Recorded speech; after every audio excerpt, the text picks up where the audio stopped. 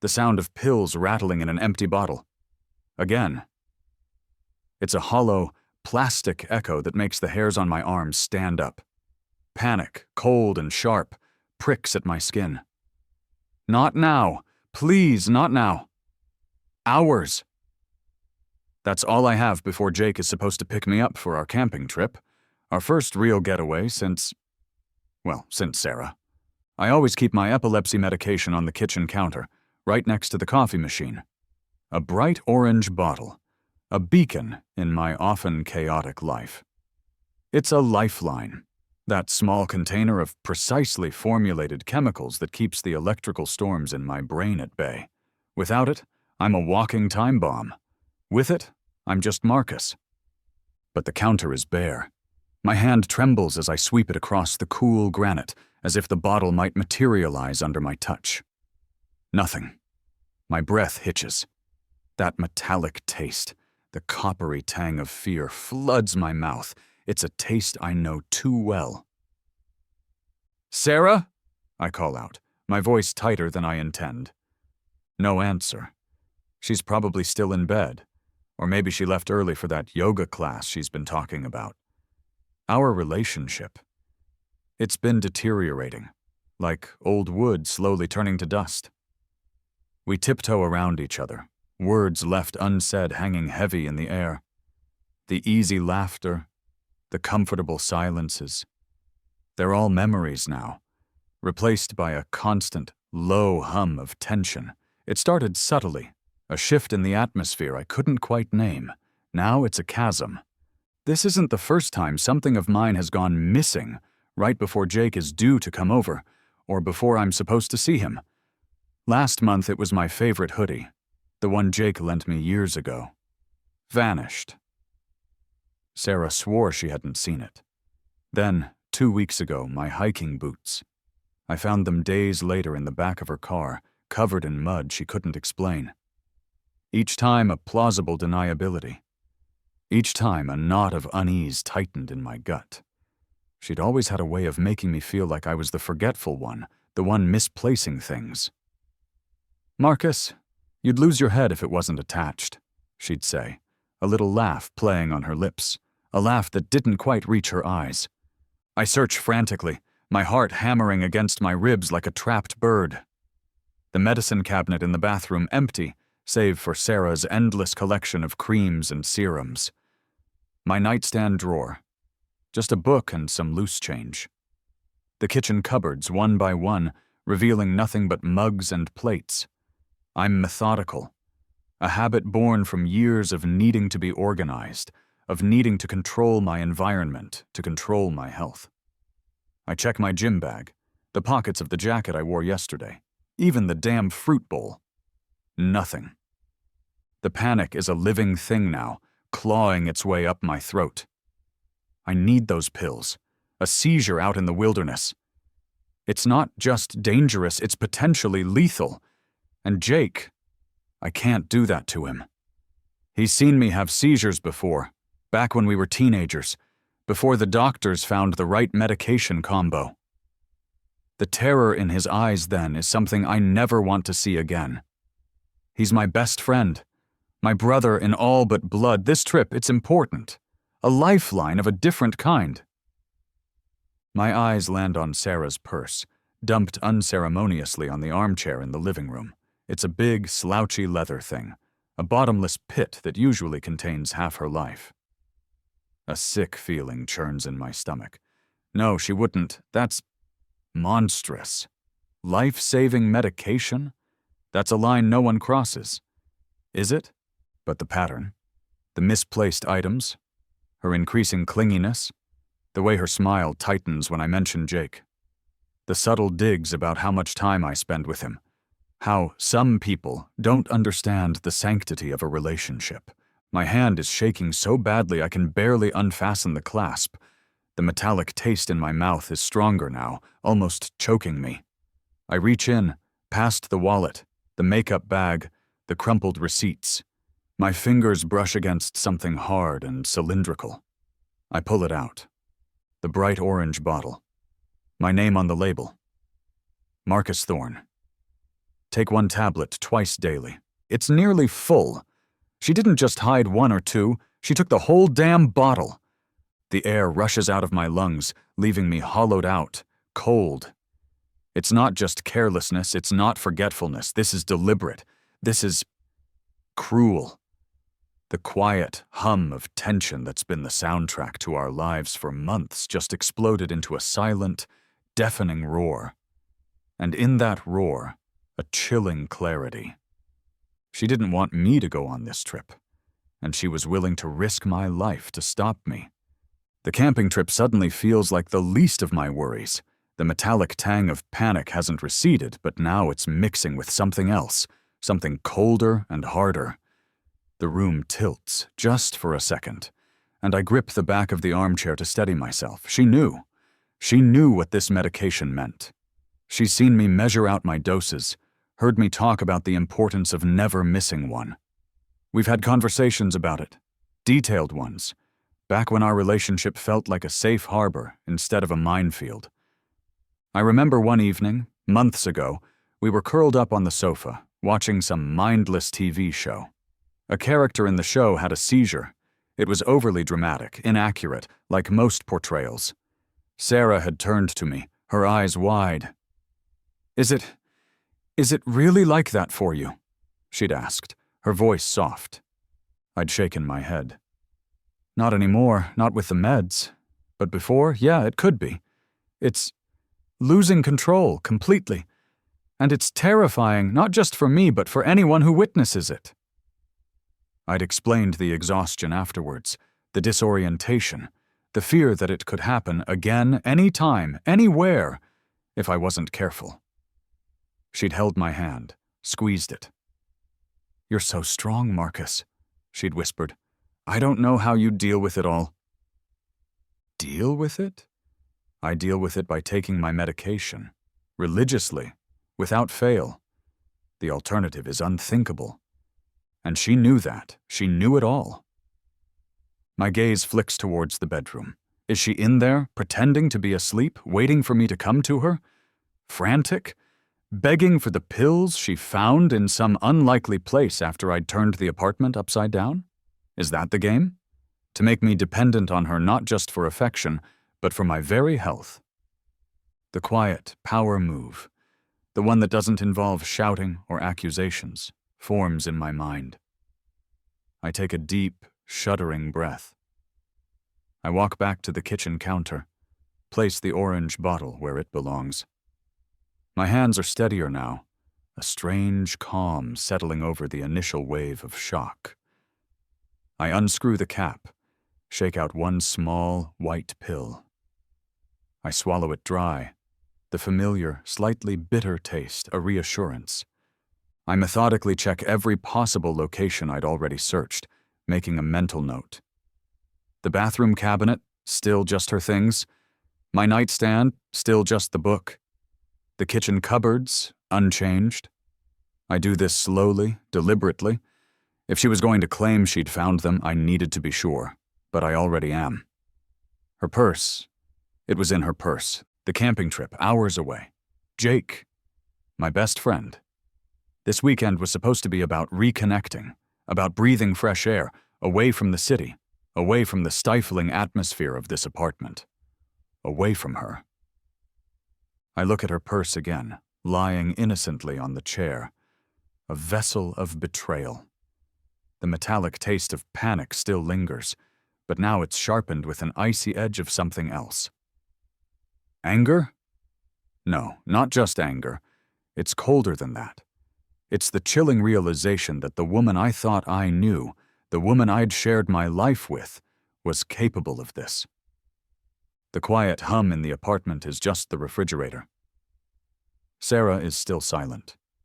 I stand there, the orange bottle a solid weight in my hand now, a symbol of everything. My vulnerability, her deception. The camping trip might still happen, but everything else? Everything else just shattered. The door to our bedroom creaks open. Sarah emerges, yawning, stretching like a cat. She's wearing one of my old t-shirts. the faded blue one with the university logo. It used to make me smile, seeing her in my clothes. Now it just feels like another layer of her disguise. "Morning," she murmurs, her voice still thick with sleep. She blinks at me, a picture of sleepy innocence. "You're up early, all ready for your big adventure?" There's a slight edge to her voice when she says big adventure, a hint of something that isn't quite playful. I just look at her. The orange bottle is still in my hand. I hold it up, just slightly. "Looking for these?" Her eyes focus on the bottle. For a fraction of a second, something flickers across her face. Surprise? No, it's more calculated than that. Then, the mask of confusion slides into place. "Your pills? What are they doing in your hand? Aren't they on the counter?" "They are now," I say, my voice dangerously quiet. "They were in your purse." The air crackles. The sound of the refrigerator, which a moment ago was just a background hum, now seems deafening in the sudden silence.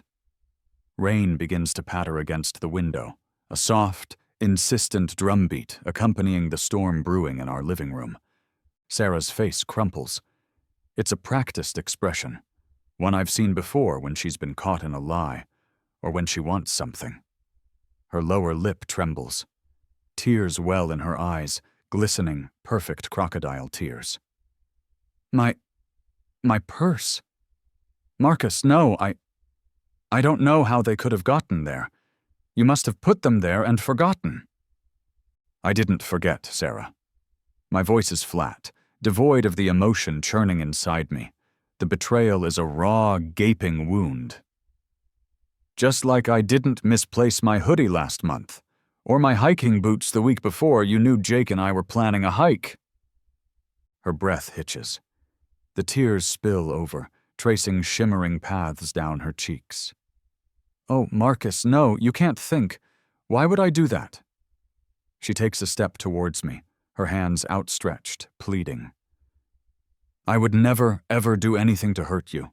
You know that. I love you." The words, "I love you," hang in the air, grotesque and hollow. Love isn't this. Love isn't hiding life-saving medication. Love isn't manipulation.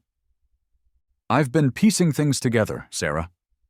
I keep my voice steady, even though inside I feel like I'm shattering into a million pieces. "The lost concert tickets for that band Jake and I were going to see.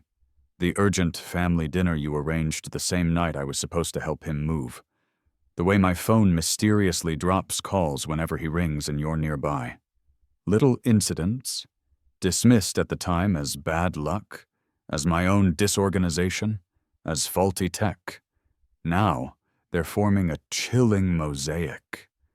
She's openly sobbing now, sinking onto the edge of the armchair, her shoulders shaking. Okay, maybe I did get a little jealous sometimes. Jake, he takes up so much of your time, Marcus, and we haven't been connecting lately. I miss you. I need you." "You need me," I repeat, the words tasting like ash.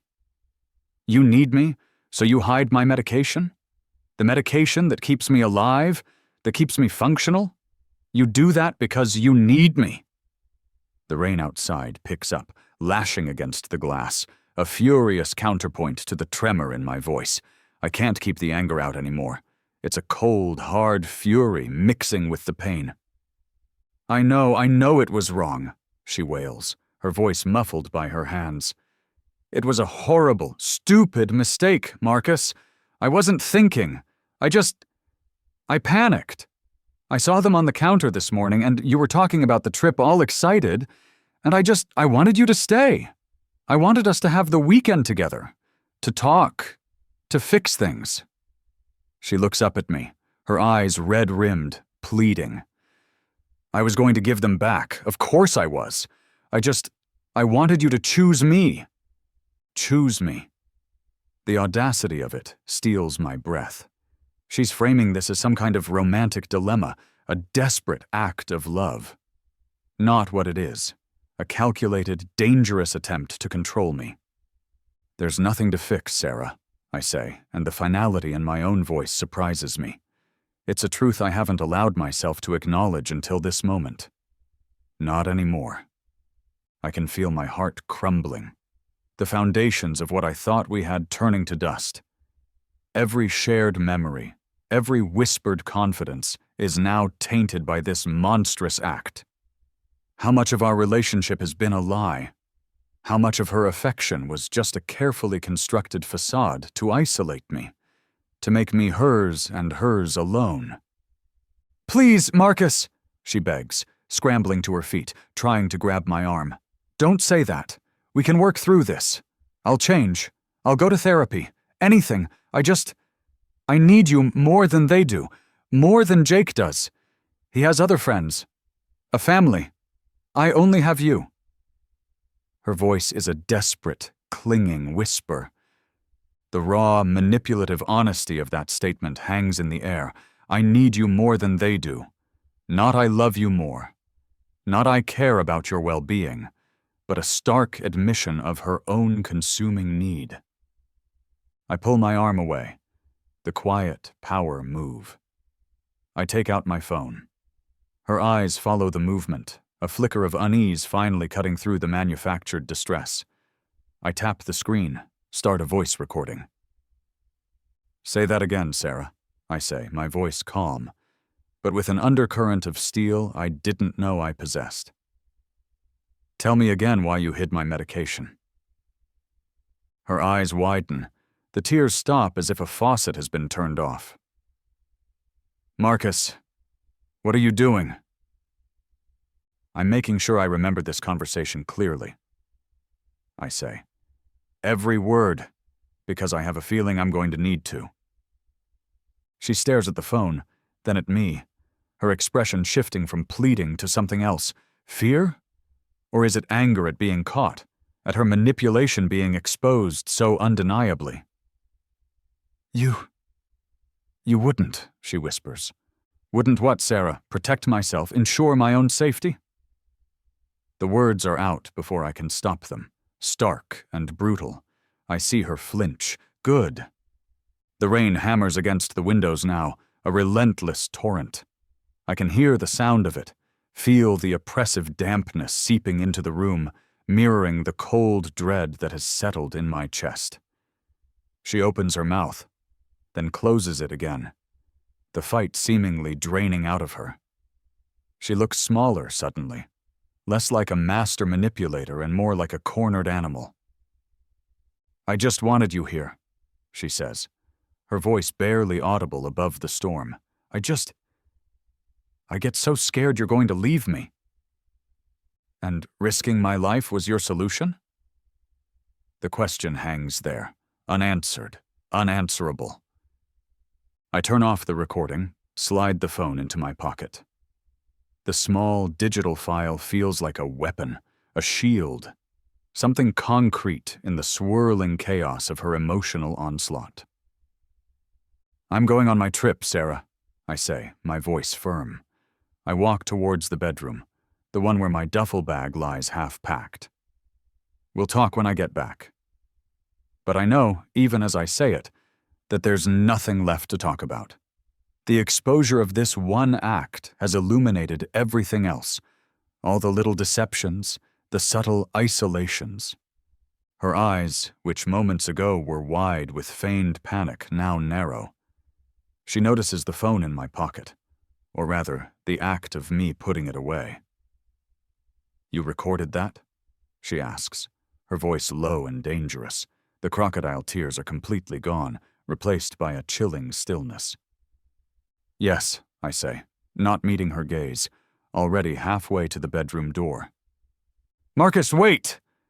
Her voice is sharper now, an edge of panic, real panic, this time lacing her tone. Don't just walk away. We need to talk about this, now! I pause at the threshold, my back to her. The image of the pills in her purse, my lifeline carelessly tossed among her everyday belongings, flashes in my mind. The sheer, calculated cruelty of it. I don't think we do, Sarah, I step into the bedroom, leaving her standing alone in the living room. The sound of the rain my only companion as I begin to pack. Not just for a camping trip, but for a life without her. The weight of her betrayal is a heavy cloak, but beneath it, a small, defiant ember of self-preservation is starting to glow. She tried to take away my control, my health, my friendships. She won't succeed. The rough canvas of my duffel bag feels grounding under my fingers as I methodically pack. Tent, sleeping bag, cook stove. Each item is a small piece of normalcy. A tangible link to the life I had before this morning's shattering revelation. The life Sarah has been systematically trying to dismantle. My hands are still shaking, but there's a grim purpose to my movements now. I need to get out of this apartment, away from her. The air in here feels thick with her deceit, suffocating. I pull out my phone, my thumb hovering over Jake's name. I should call him, tell him I might be late, or that what? That my girlfriend tried to sabotage our trip by hiding my epilepsy medication? It sounds insane, even to me. Instead, I dial my sister, Emma. She's always been my rock, the one person who can see through any pretense. The phone rings twice before she picks up. Marcus, hey, you okay? You sound a bit off. Her voice, warm and familiar, is a balm to my frayed nerves. Something's happened. I sink onto the edge of the bed, the camping gear a jumble around me. And then the words pour out, about the missing pills, finding them in Sarah's purse, the confrontation. I don't tell her about the recording yet, just the raw, unbelievable facts. There's a stunned silence on the other end of the line. Then, Emma's voice, tight with anger. She what? Marcus, are you serious? Your medication? That's not just manipulative, that's dangerous. What if you'd had a seizure? I know, Em. I know. Relief washes over me, so potent it's almost dizzying. She believes me. Instantly. No hesitation. Okay, Emma says, her voice shifting into practical mode. Okay, deep breaths. Are you safe now? Do you have your pills? Yeah, I took one. I have the bottle. Good. Now tell me everything. And don't leave anything out. As I talk, as I recount Sarah's tearful, self-serving explanations, Emma listens, interjecting with sharp questions that cut through the fog of my own confusion. And as I speak, the pieces of a much larger, more insidious pattern begin to click into place. Marcus, Emma says slowly, her voice heavy with a dawning understanding that mirrors my own. Remember when Mom and Dad were planning that surprise visit for your birthday last year? And then they suddenly canceled? Yeah, I say. Sarah said they'd called her, said something had come up with Dad's health, nothing serious, but they couldn't travel. I was disappointed, but she told them you were going through a really rough patch, Emma says, her voice laced with fury. That you were stressed, unstable, and that a surprise visit would be too much for you. She told them you'd asked her to tell them not to come, that you needed space. The camping gear blurs before my eyes. My parents. She'd lied to them. She'd lied about me. I remember their stilted phone call on my birthday, the awkwardness I'd attributed to their disappointment at not being there. Now I realize it was confusion, hurt, because they thought I'd pushed them away. And what about your old college roommate, Dave? Emma continues, her voice like a relentless investigator's. The one you were supposed to have dinner with a few months back? The one who supposedly stood you up?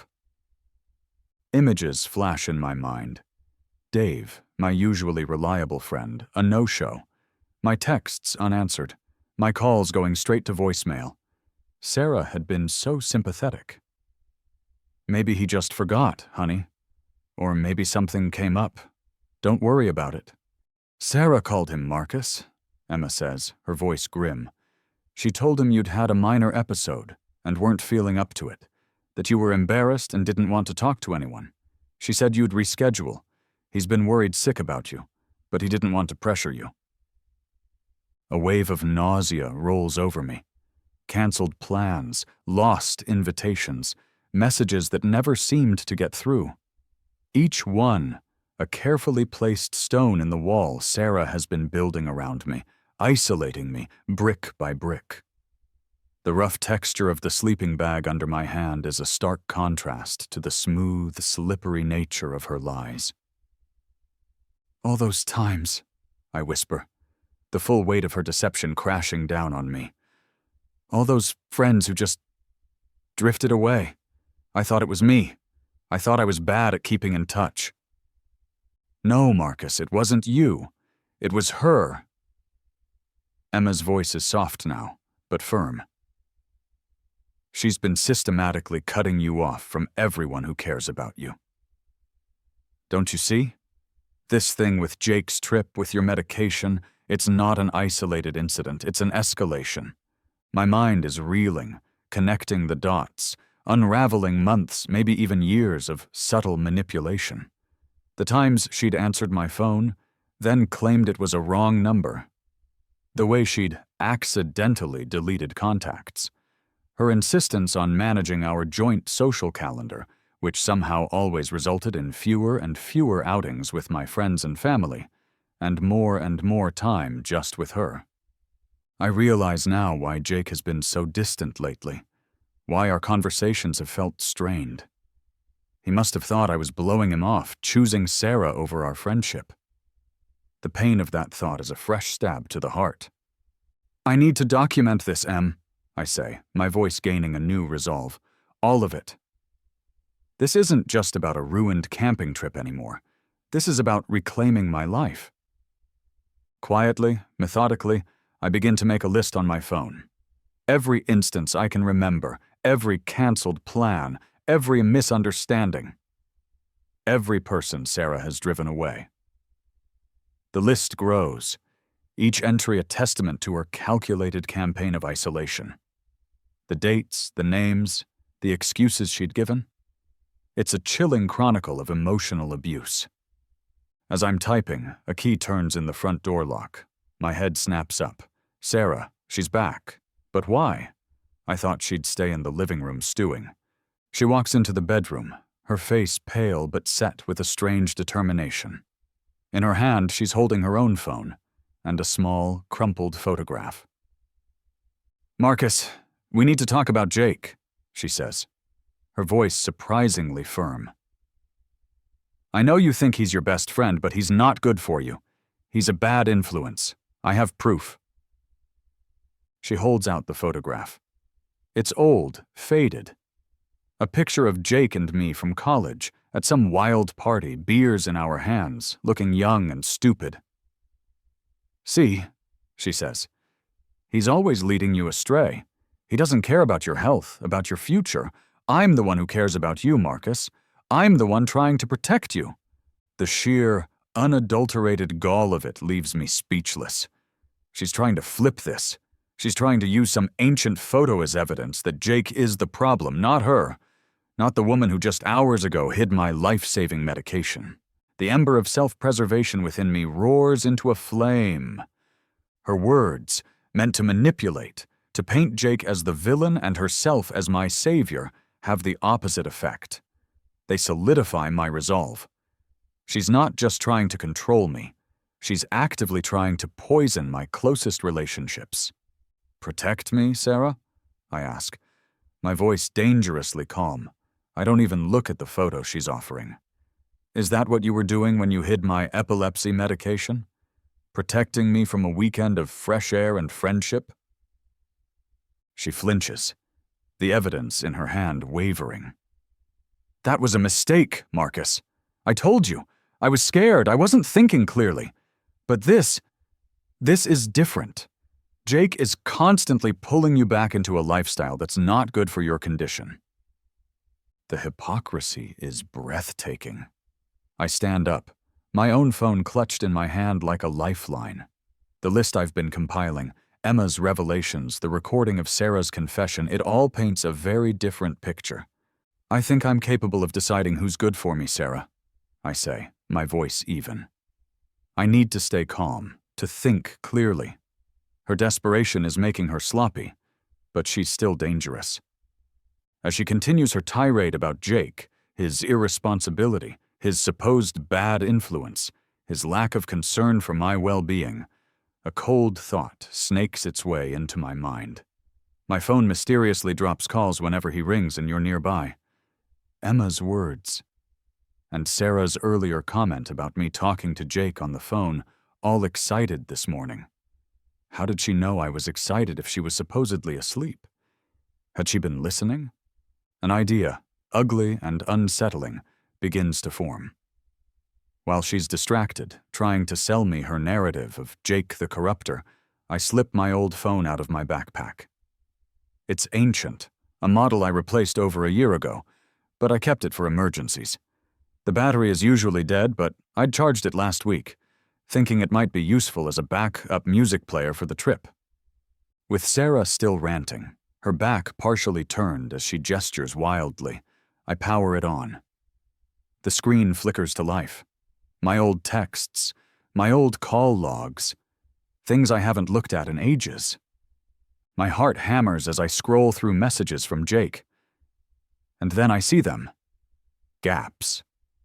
Conversations that abruptly end, replies I know I sent but aren't there, and then messages from him increasingly frustrated. Dude, where are you? You were supposed to be here an hour ago. Marcus, you okay? Ignoring me again? Fine. Guess you're too busy. Messages I never received. She hadn't just been causing my current phone to drop calls. She'd had access to my old phone. She must have. How else could she have deleted messages so selectively? Or maybe a horrible suspicion dawns. Cloud backups, syncing. Had she somehow linked my accounts? My coffee, brewed hours ago in what feels like a different lifetime, sits cold and forgotten on my nightstand. The acrid smell of it fills my nostrils, a bitter counterpoint to the sickening realization dawning on me. I need more than just my memories and Emma's anecdotal evidence. I need proof, undeniable proof.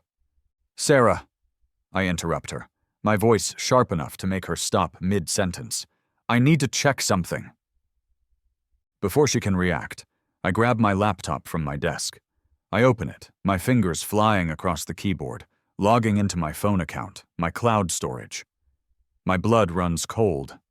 Recent activity. Logins from IP addresses I don't recognize, but are probably linked to her devices. Files accessed. Message logs. And there it is. Deleted items. Backups. With a few frantic clicks, I initiate a restore of my text messages from a recent backup, one taken before she could have systematically purged them. The progress bar crawls across the screen, each percentage point an eternity. Sarah watches me, her eyes narrowed, suspicion dawning. What are you doing, Marcus? What are you looking for? The truth, Sarah, I say, my voice tight. And then, the messages flood in. Texts from Jake, concerned, confused, then hurt. Messages from Emma asking why I hadn't replied to her questions about Mom and Dad's visit. Messages from my parents, sounding bewildered after Sarah's supposed call on my behalf. Messages from Dave asking if I was okay after canceling dinner. All of them manipulated, twisted, or outright deleted by her. But it's worse than that. Interspersed with the recovered messages are screenshots. Screenshots she must have taken from my phone or from her own, documenting her lies. A message she sent to my mother, pretending to be me, saying I was overwhelmed and needed space. A fabricated exchange with Jake, making it look like he was the one being flaky and unreliable. Emails to my old boss, subtly hinting at my instability, right before my contract wasn't renewed. She hadn't just been isolating me. She'd been actively sabotaging my relationships, my career, my reputation. Spreading lies about my erratic behavior to justify her control. to make everyone else believe she was the stable one, the caregiver, the long-suffering girlfriend. And then, the final, sickening discovery, a location tracking app, one I don't remember installing.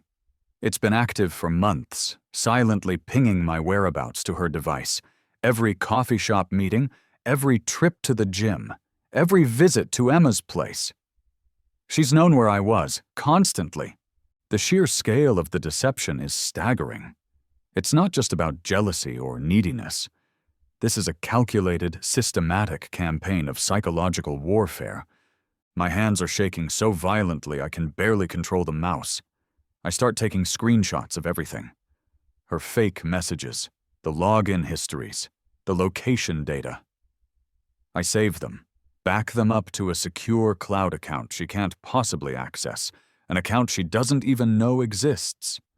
Each click is a small act of defiance, a piece of armor I'm forging against her.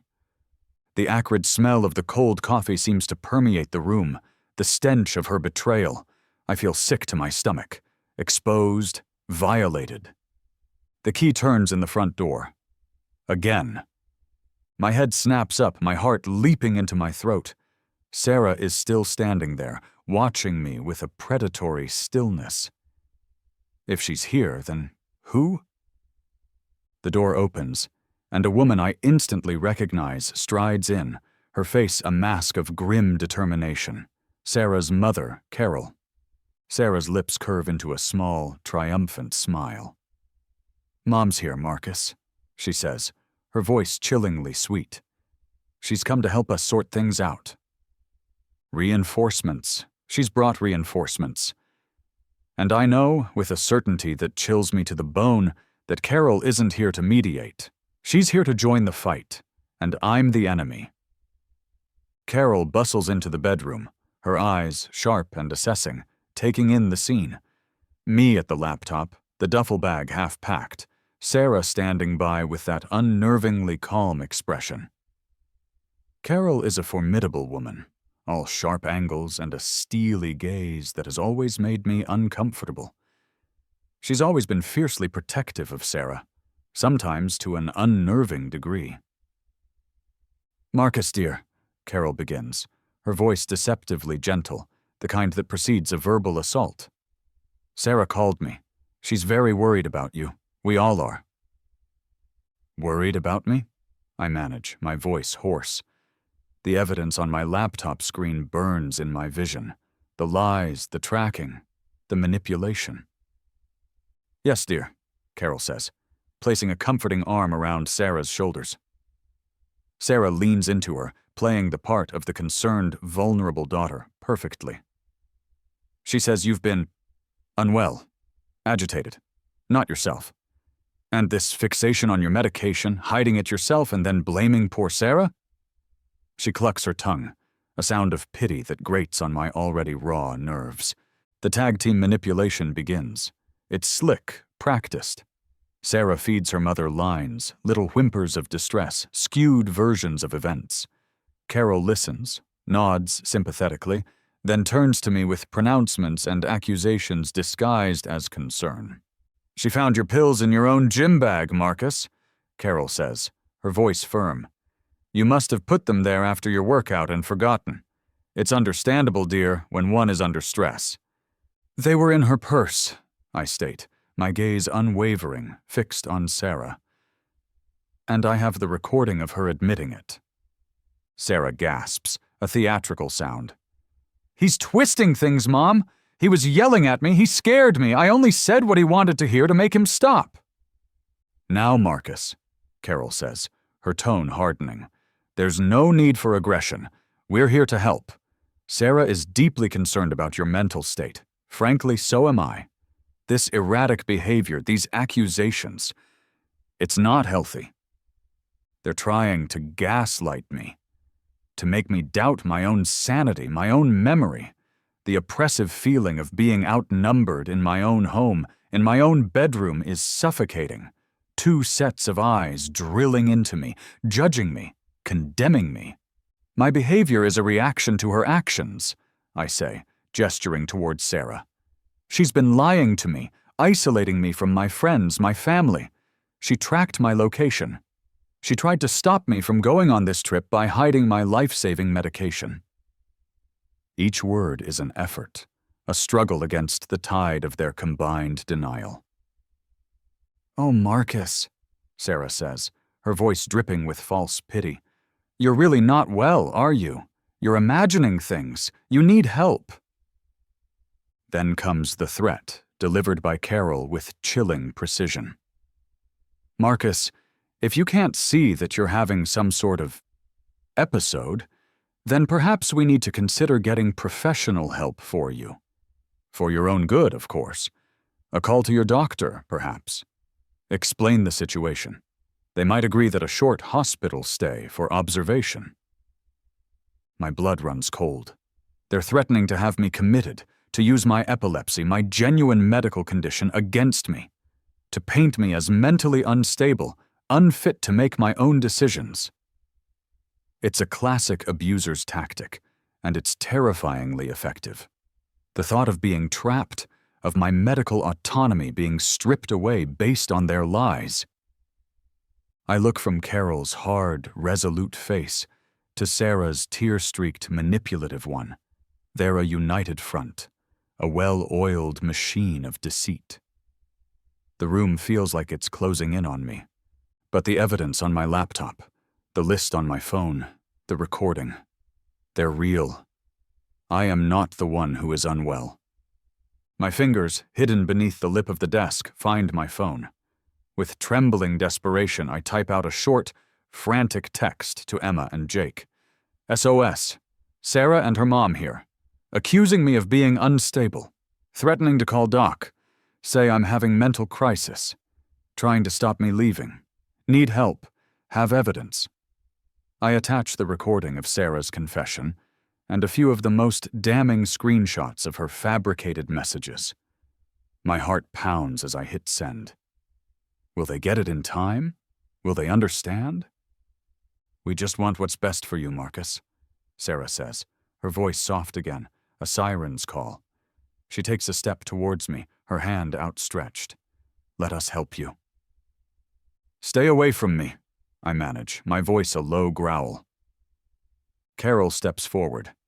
"Now, Marcus, that's enough. You're clearly overwrought. Perhaps it's best if you don't go on this camping trip. You need to rest. We can call Jake, explain—" "You'll do no such thing," I say, pushing myself to my feet. My legs feel shaky, but my resolve is hardening. I am not going to let them do this. I make a move towards my duffel bag, intending to grab it and walk out. But Carol is surprisingly quick.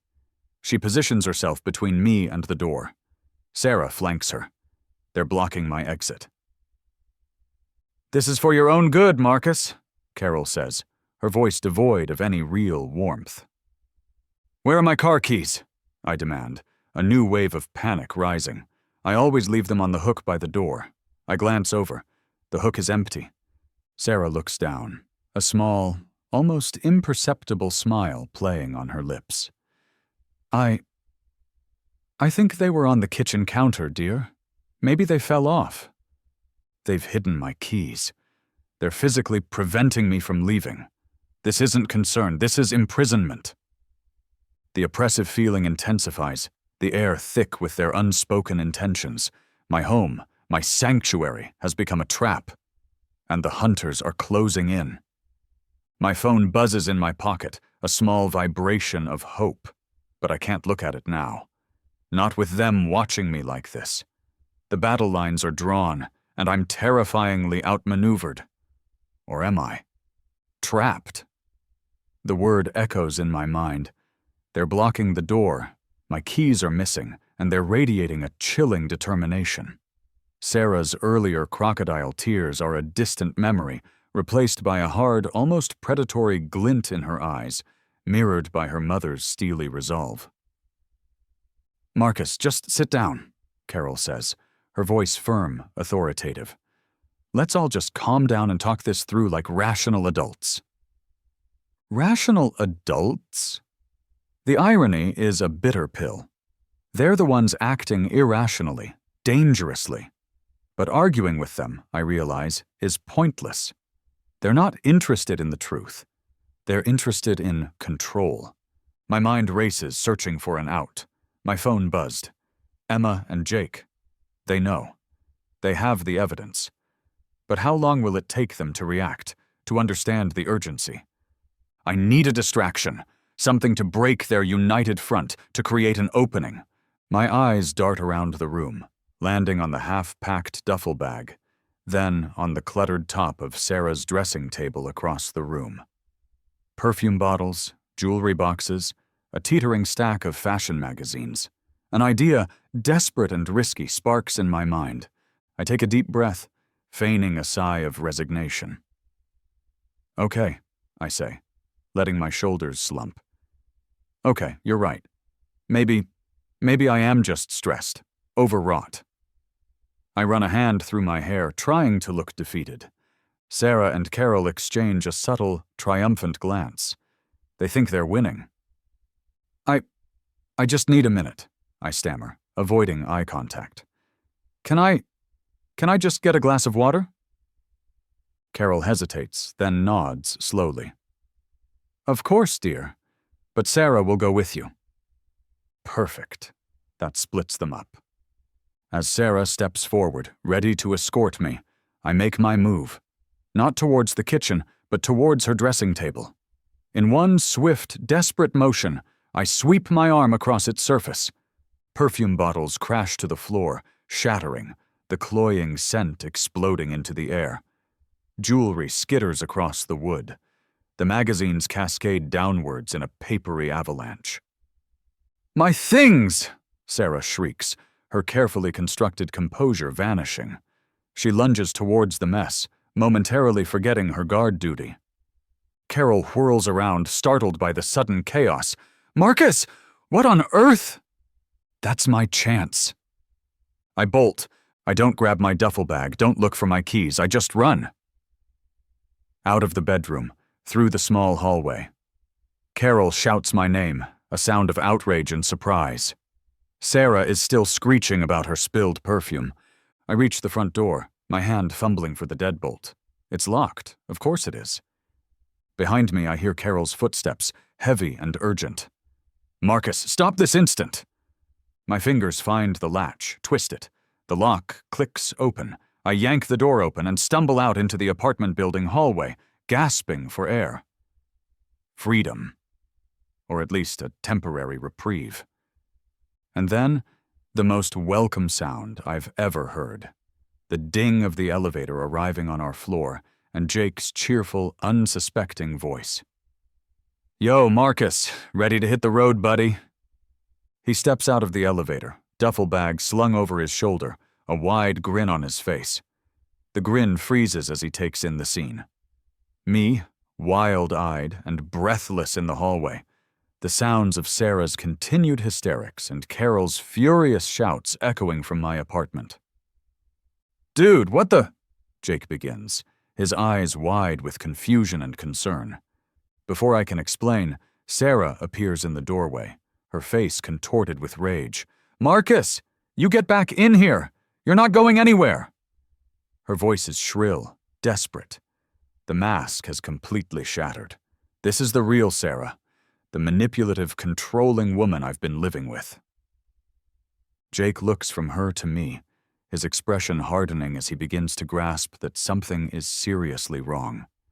He's seen glimpses of Sarah's possessiveness before, the subtle ways she'd try to monopolize my time, but never anything like this.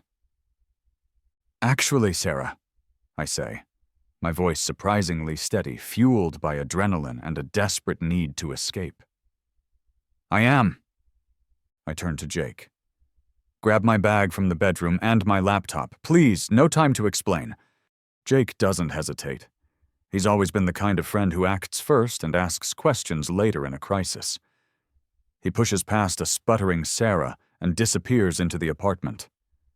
Carol is now in the doorway beside her daughter, her face a mask of fury. You are not leaving, Marcus. We need to discuss your condition. My only condition right now is a severe allergy to manipulation and gaslighting, I retort, backing towards the elevator. Jake reappears, my duffel bag in one hand, my laptop bag in the other. He also has a small, triumphant grin. "Got your keys too, man. They were on the kitchen island, under a dish rag." He tosses them to me. I catch them, the cool metal a reassuring weight in my palm. Sarah lets out a wail of frustration. "You can't just leave, Marcus! I love you!" The words sound hollow, pathetic, even to my own ears. The slam of the car door, metaphorically, is about to happen. I step into the elevator with Jake. He hits the ground floor button. As the elevator doors begin to slide shut, cutting off Sarah's frantic, screaming face and Carol's thunderous expression, Sarah unleashes her parting shot. "If you walk out that door, Marcus, I'll destroy everything you own. Every book, every photo, every piece of your life in that apartment. It will all be gone." The doors close, encasing us in a sudden, surreal silence. The only sound is the hum of the elevator descending and my own ragged breathing. I look at Jake. His face is a mixture of shock, concern, and dawning understanding. "Dude," he says slowly, "what the hell was that? And what did she mean, your condition?" The adrenaline is starting to wear off, leaving me shaky and nauseous. I lean against the cool metal wall of the elevator. "It's a long story, Jake," I say, my voice trembling. "A really, really long story. But first, we need to get out of here. And I need to call Emma." The quiet power move. As we'd bundled into the elevator, I'd pulled a folded piece of paper from my pocket. A quickly printed list of Sarah's manipulations and the most damning screenshots of her fake messages. I'd left it on the kitchen counter. Not for her, but for whatever came next. For the police, maybe. For my own sanity. A small piece of truth left behind in that house of lies.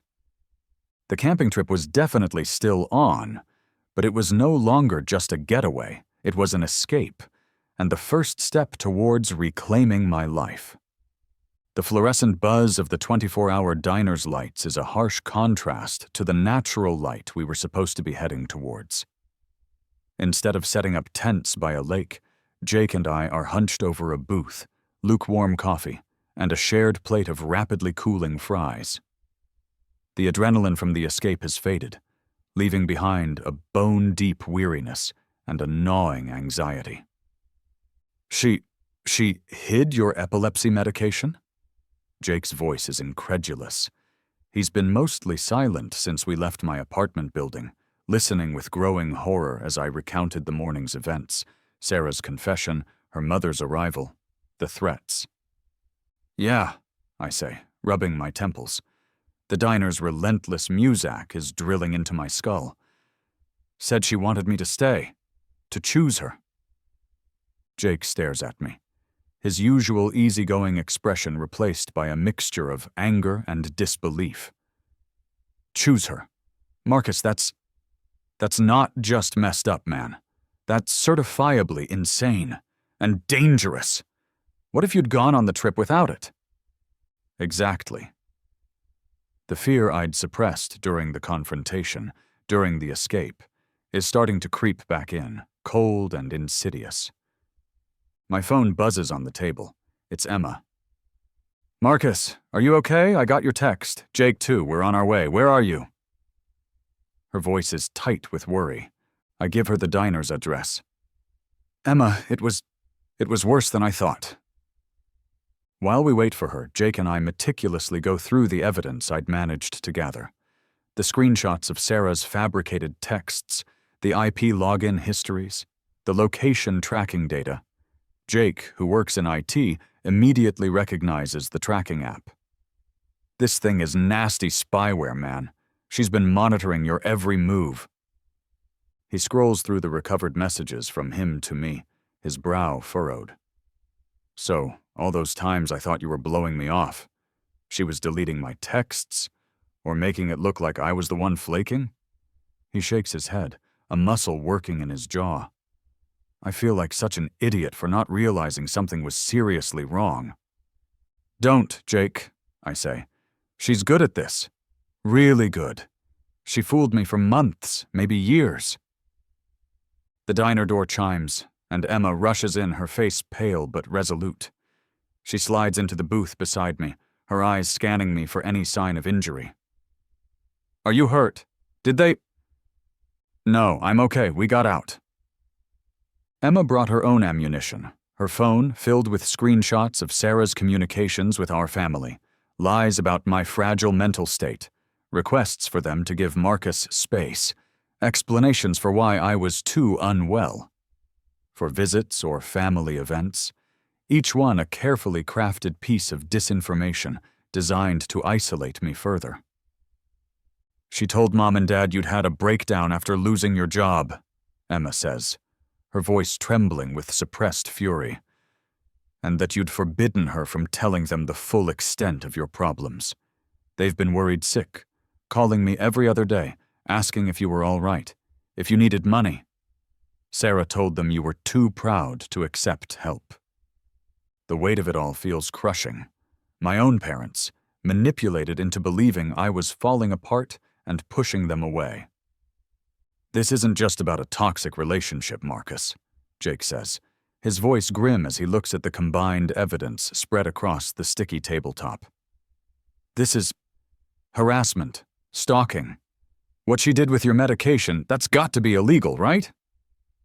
I don't know, I admit, feeling overwhelmed. But I can't let her get away with this. She threatened to destroy my things. She might already be doing it. The thought of my books, my photos, my personal belongings being systematically annihilated by her rage makes me feel sick. Emma takes my hand. We fight back, Marcus, legally. My phone buzzes again. Multiple missed calls from Sarah. Then one from Carol. I ignore them. The fluorescent lights of the diner seem to hum with a new intensity, the clatter of cutlery and low murmur of other patrons fading into a dull roar in my ears. Pie. We need pie. And a plan. I have a friend, I say slowly, an idea forming. Liam. We were in a band together years ago. He's a lawyer now. Does a lot of pro bono stuff. Maybe he can give us some advice. I find Liam's number and step outside into the cool night air to make the call. The city sounds are a welcome change from the oppressive silence of my apartment, then the forced intimacy of the diner. Marcus? Man, it's been ages. What's up? Liam's voice is as cheerful and energetic as I remember. I give him the condensed version, trying to keep my voice steady.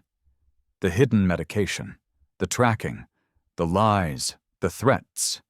As I speak, I can hear his tone shifting from friendly curiosity to serious concern. Whoa, Marcus, this is heavy stuff, he says when I finish. What she did with your medication, that's endangerment at the very least. The tracking, the constant messaging after you've told her to stop, that's stalking. And the lies to your family, the isolation. That's a clear pattern of coercive control. Coercive control. The term hits me hard. It's exactly what she's been doing. What can I do, Liam? I ask, my voice barely a whisper. You need to document everything, he says, his voice all business now. Dates, times, specific incidents. Get sworn affidavits from Jake and Emma about what they witnessed, what she told them. The evidence you have on your phone and laptop is crucial. Back it all up. And then, Marcus, you need to consider a restraining order. A restraining order. The words hang in the air, stark and serious. It feels extreme, like something from a movie. But then, what Sarah has done is extreme. Do you think a judge would grant it? Based on what you've told me, especially the medication incident and the threats, I'd say you have a very strong case, Liam says. This isn't just a bad breakup, Marcus. This is abuse. You need to protect yourself. We can file for an emergency order first thing Monday morning. Relief, sharp and profound, washes over me. There's a path forward, a way to fight back. I go back into the diner, the fluorescent lights suddenly seeming less harsh, the muzak less grating. Liam says we have a case, I announce to Emma and Jake. A strong one, for a restraining order. Emma lets out a shaky breath. Jake nods, his expression grim but determined. Whatever you need, man, I'm with you. We spend the next hour strategizing, organizing the evidence, fueled by coffee and a shared sense of purpose. Emma meticulously documents her interactions with Sarah, the lies Sarah fed her about my well-being. Jake prepares a statement about finding the medication in Sarah's purse, her behavior when he arrived, and her threats. We make copies of everything, back it all up again. The pile of evidence grows, a testament to Sarah's calculated cruelty and my dawning resolve. The missed calls from Sarah and her mother continue, a frantic, incessant buzzing on my phone screen. I finally silence it, the act a small but significant reclaiming of my peace. As the first hint of dawn streaks the sky outside the diner window, Liam calls back. One more thing, Marcus. The threat to destroy your property? If she acts on that, it's another criminal charge. Malicious destruction of property. If she's at your apartment now, or if she goes there, call the police immediately. Don't confront her yourself. The thought of Sarah, alone in my apartment, potentially wrecking everything I own, is a fresh wave of anxiety. But Liam's words are clear. Stay away. Let the law handle it. The camping trip. It seems almost surreal now, a distant dream of peace and quiet. But we decide to go ahead with it. I need the space, the clarity, the support of my friends. And I need to be away from the city, away from her, while Liam starts preparing the legal paperwork. As we finally leave the diner, the rising sun glinting off the wet pavement, I feel a fragile sense of hope. The fight is far from over. But for the first time in a long time, I don't feel completely alone or completely powerless. I have my friends, I have the truth, and soon I'll have the law on my side. The drive out of the city is quiet. The initial adrenaline and strategic fervor from our diner war room have given way to a heavy exhaustion. Jake drives, his knuckles white on the steering wheel, occasionally glancing at me with a concerned frown. Emma, in the back seat, pores over the notes and screenshots on her phone, her expression a mixture of anger and determination. I stare out the window, the urban sprawl slowly giving way to rolling hills, and then, finally, the dense green of the state forest. Pine trees, tall and stoic, line the winding road. The air, even through the closed car windows, seems cleaner, fresher. Setting up camp is a familiar ritual, a comforting rhythm of shared tasks. Unpacking the car, unfurling the tents, gathering firewood. The physical labor is a welcome distraction, a way to channel the nervous energy still thrumming through me. The crackling of the campfire, as Jake finally gets it going, is a soothing sound, a counterpoint to the frantic buzzing of Sarah's calls that I'd finally silenced. The rich, earthy smell of pine needles and damp soil fills my lungs, a welcome change from the stale, recycled air of the city and the oppressive atmosphere of my apartment. As dusk settles, painting the sky in hues of orange and purple, we sit around the fire, the only sounds the whispering of the wind in the trees and the occasional pop and hiss of the burning logs. You know, Jake says, poking at the fire with a stick, I always thought Sarah was a bit much, clingy, but I never imagined this. He shakes his head. Hiding your meds, man. That's a whole other level of crazy. Coercive control, I say, the term Liam used echoing in my mind. It wasn't just about the meds or this trip. It was about everything, isolating me, making me dependent on her. Emma nods, her face illuminated by the firelight. She played us all, Marcus. She made us think you were the one pulling away, that you were the one with problems. It was so subtle, so manipulative. Talking about it helps. Voicing the ugly truths, sharing the burden of the betrayal. We spend hours dissecting Sarah's behavior, piecing together the timeline of her deceptions. Each shared memory, each realization, is like lancing a wound, painful but necessary for healing to begin. Jake recalls instances where Sarah had subtly undermined my confidence, questioned my decisions. Emma remembers conversations where Sarah had painted herself as the long-suffering, devoted girlfriend, struggling to cope with my supposed moods. The more we talk, the clearer the picture becomes. Sarah hadn't just been jealous or insecure. She had been actively, maliciously working to dismantle my life, to rebuild it with her at the absolute center, the sole gatekeeper of my happiness, my health, my relationships. Throughout the weekend, I stay in close contact with Liam via text and brief, hushed phone calls when I can get a signal. He's already drafting the affidavit for the emergency restraining order. He tells me to keep my phone on, to document any further contact from Sarah, but not to engage. Her calls and texts continue, a barrage of desperate pleas, then angry accusations, then tearful apologies. I read a few, my stomach churning, then resolutely block her number.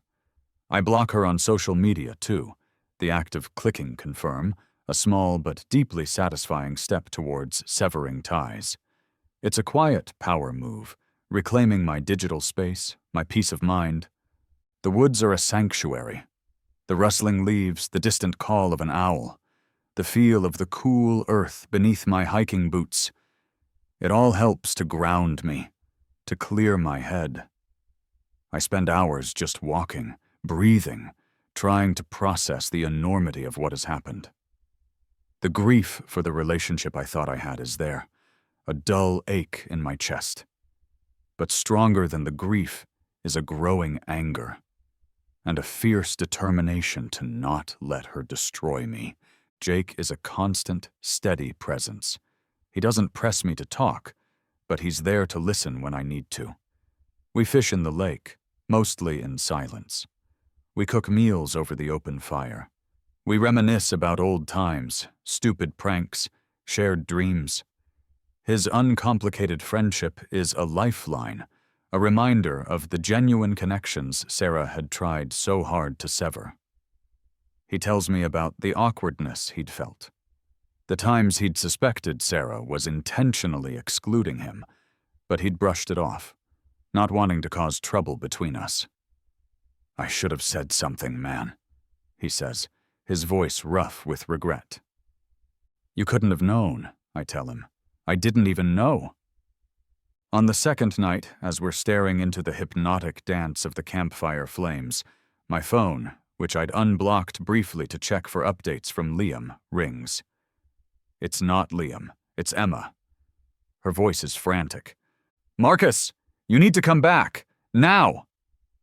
"Emma, what's wrong?"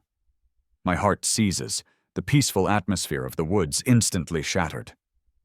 "It's Sarah," Emma says, her voice tight with panic. "She's at your apartment. She somehow got in. Our neighbor, Mrs. Henderson, called me. She heard crashing sounds, shouting, 'Marcus, I think she's destroying your place.'" The crackling of the campfire suddenly sounds menacing. The smell of pine, so comforting moments ago, now feels cloying. The wilderness, my sanctuary, can't protect me from the chaos Sarah is capable of unleashing. The healing retreat is over. It's time to go back and face the storm. The drive back to the city is a blur of speed and anxiety. Jake pushes his old truck to its limits, the engine roaring in protest, while Emma, on speakerphone, gives us updates. Mrs. Henderson, our elderly neighbor, had apparently seen Sarah Jimmy open a window at the back of my apartment. She'd called the police, then Emma. My mind races. My apartment. My books collected over years, each one a friend. My photographs, tangible memories of a life Sarah tried to erase. My clothes, my furniture, the few small treasures I'd inherited from my grandparents. All of it, vulnerable to her rage. Liam's warning about malicious destruction of property echoes in my ears. This could be the final piece of evidence, the undeniable proof of her instability, her vindictiveness. We pull up to my apartment building just as a police car is arriving, its lights flashing, casting an eerie, pulsing blue glow over the familiar street. My heart hammers against my ribs. 2 officers are already talking to a shaken Mrs. Henderson at the entrance. She points towards my apartment as we rush up. "Marcus Thorne?" one of the officers asks, his expression grim. "We had a report of a break-in and disturbance." "Yes, that's my apartment," I say, my voice hoarse. "My ex-girlfriend, I think she's inside. She threatened to destroy my belongings." The officers exchange a look. "Stay here, sir," one of them says. Then they proceed towards my door, their hands resting on their holstered weapons. The door is slightly ajar. One officer pushes it open cautiously, announcing their presence. "Police, anyone inside?" Silence. Then, a muffled sob. The officers enter, and we follow, my heart in my throat. The scene that greets us is one of utter devastation. It's like a hurricane has ripped through my small apartment. Books are torn from shelves, their pages ripped and scattered. Cushions are slashed. A lamp lies shattered on the floor, its shade crumpled. My television screen is cracked, a spiderweb of broken glass. Clothes are strewn everywhere, some ripped, some stained with what looks like coffee or wine. And in the middle of it all, surrounded by the wreckage of my life, stands Sarah. Her hair is wild, her face tear-streaked and contorted with a mixture of rage and despair. Her hands are covered in ink from a broken pen she must have used to deface my photos, which are scattered across the floor, scrawled with vicious messages. She's holding a shard of broken ceramic, a remnant of a vase my grandmother had given me. When she sees me, her expression shifts from fury to a kind of desperate, wild-eyed plea. "Marcus, you came back!" She drops the ceramic shard, which clatters onto the already debris-strewn floor. The sound of broken glass crunching underfoot as she takes a step towards me is a sickening symphony of destruction. "Sarah?" I say, my voice colder than I've ever heard it. The shock is quickly being replaced by a glacial anger. This isn't the act of a heartbroken woman. This is a calculated, vengeful demolition. I didn't mean for it to get like this," she stammers, gesturing vaguely at the chaos around her. I was so angry, so hurt that you left. You drove me to this, Marcus." Before I can respond, her mother, Carol, pushes past the officers at the door.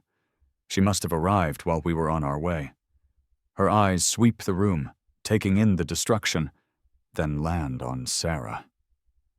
Instead of shock or dismay at her daughter's actions, her expression hardens with a fierce, protective loyalty. "Sarah, darling, are you all right?" Carol rushes to her side, ignoring the police, ignoring me, Jake, and Emma, who have now crowded into the doorway.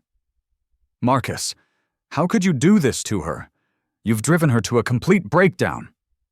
She glares at me, her voice dripping with accusation. "This is all your fault. You and your selfishness." The audacity is breathtaking. Even now, surrounded by the evidence of Sarah's violent outburst, her mother tries to twist the blame onto me. One of the officers steps forward, his voice firm. "Ma'am, I think you need to calm down. Your daughter has broken into Mr. Thorne's apartment and caused significant damage." "He provoked her," Carol insists, her voice rising. "He's been emotionally abusing her for months." "I've had enough. The quiet power move. I step forward, my phone in my hand, already open to the gallery of evidence. "Actually, officer," I say, my voice clear and steady despite the tremor in my hands, "I have evidence that shows a very different story." I calmly show the officer the screenshots of Sarah's fabricated messages, the location tracking data, the recording of her admitting to hiding my medication. I explain the threats, the isolation, the systematic campaign of coercive control. Jake and Emma corroborate my story, their voices adding weight to my testimony. Mrs. Henderson also tearfully recounts seeing Sarah break in. As the officers look through the evidence, their expressions growing increasingly grim, Sarah seems to shrink.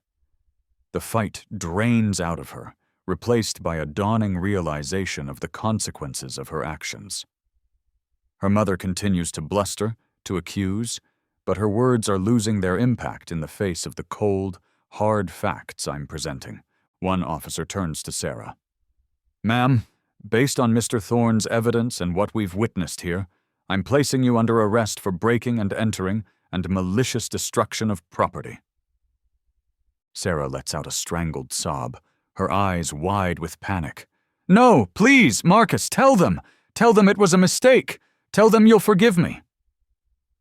I look at her, standing amidst the ruins of the life we once shared, a life she so ruthlessly tried to control and then, in a final desperate act, tried to destroy.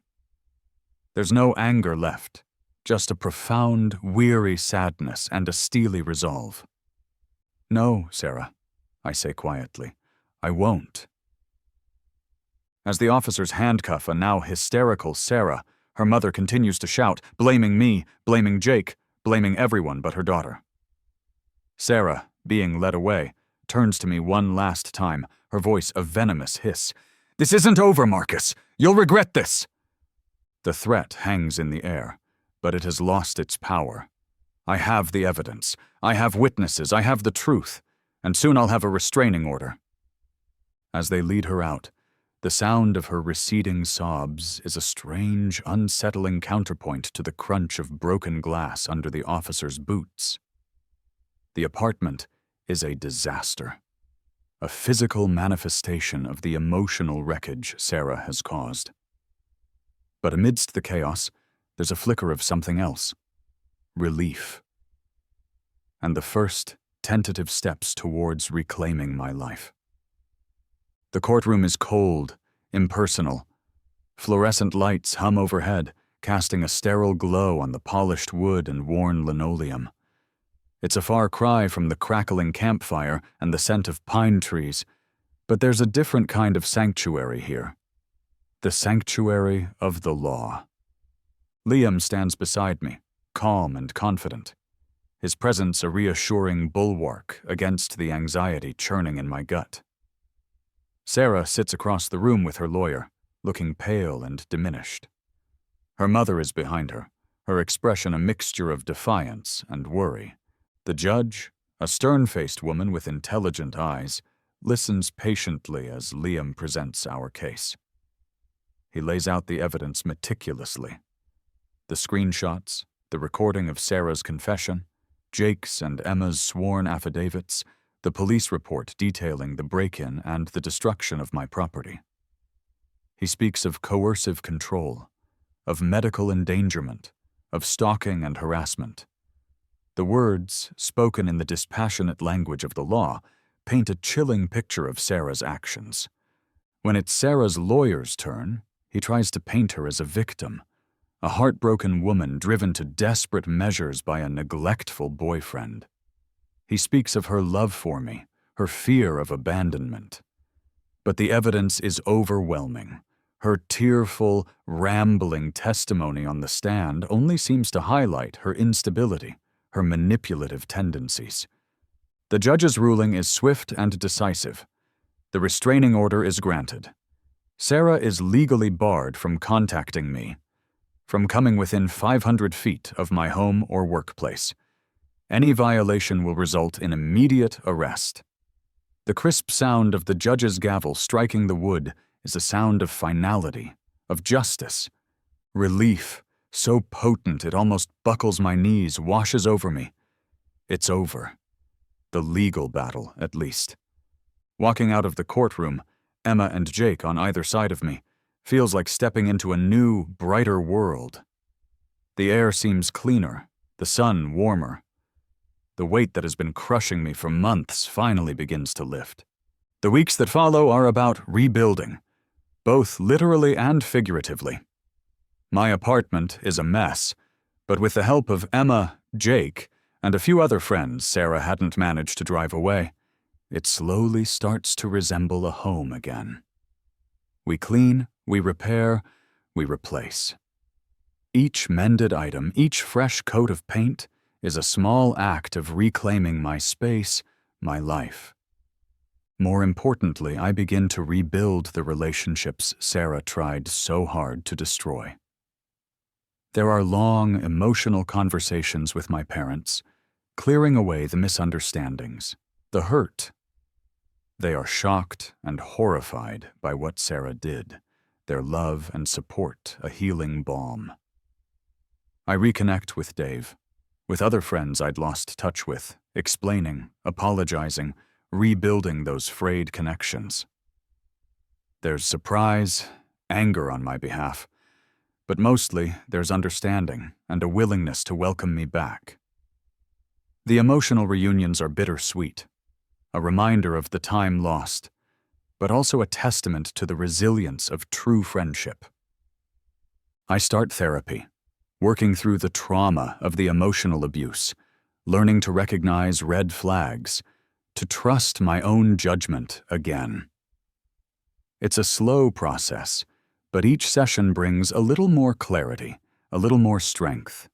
My new perspective on relationships is hard-won. I see now how Sarah's early charm, her intense focus on me, her desire to always be together, weren't signs of deep love, but warning signs of possessiveness, of a need to control. I learn about love bombing, about gaslighting, about the insidious nature of coercive control. I'm more cautious now, more observant, but not cynical, just wiser.